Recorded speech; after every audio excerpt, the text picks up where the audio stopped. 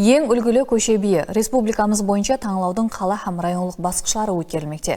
Бозатау районында өткерілген таңлауда да жеңімпаздар анықталды һәм шөлкемлестірушілер тарапынан сыйлықталды. Аймақтардағы ең белсенді көше һәм ауыл бийлерін еледе қолап қуатлау, қошеметлеуді шөлкемлестірілген таңлау олардың жұмысларының іскерлігін және де арттыруда қызмет етеді. Бозатау районындағы көше бийлеріменен болып өткен ұшырасуда мемлекет басшысының пәрман һәм қарарлары текарында алып барылып жатырған жұмысларда көше бийлерінің тұтқан орнын айрықша атап өтті.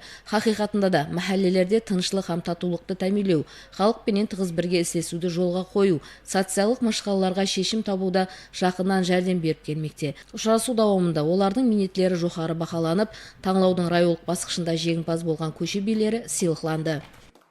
Өткен жылдардан бері 3-4 жыл болды. Ауылымыз бұрынғы халаттан қазіргі халаты жүдә көп өзгерістер болды. Ауылдарымыз бетонланды, көшелеріміз қара асфальтлар төселді. Ауылымызға бұрынғы водопровод таза ішімдік сулары қайтадан алып барылды. Көшелеріміздің барлығы жақсыландырылды.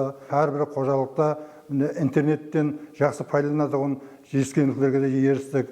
Еліміз, халқымыздың көңілі тоқ, қуанышлы.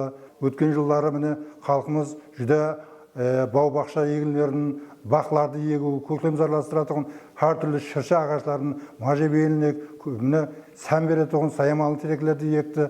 Солардың барлығы міне көшемізге сән беріп тұрыпты.